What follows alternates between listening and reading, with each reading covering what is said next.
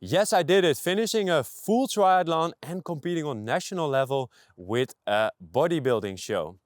In this video, I want to share you my insights, what I've learned to shred down but still do a lot of cardio. How can you combine the both? And then we look at nutrition.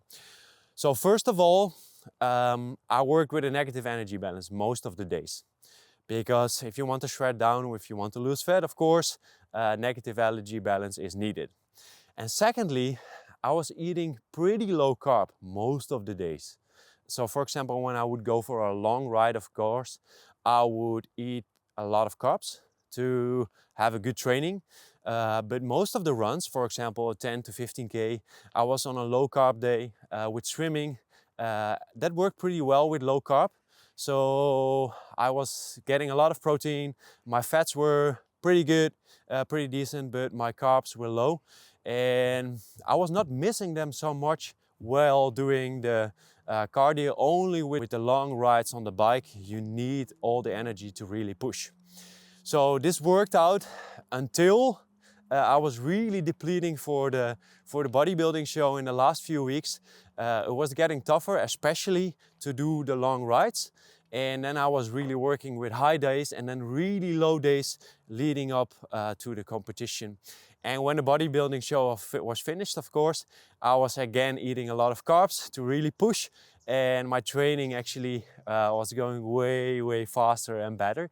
So because you need the energy.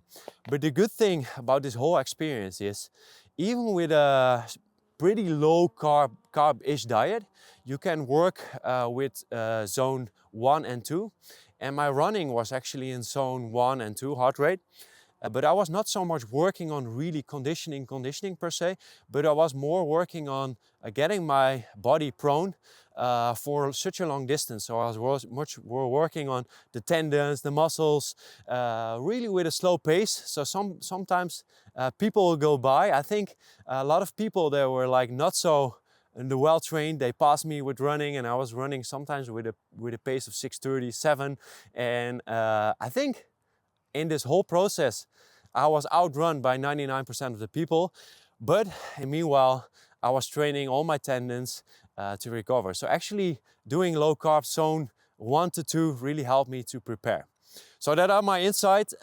Just negative energy balance, low carb on those days. I wouldn't recommend it to normal triathletes or hybrid athletes, but for this challenge it was necessary because you have to shred down and get a really low body fat.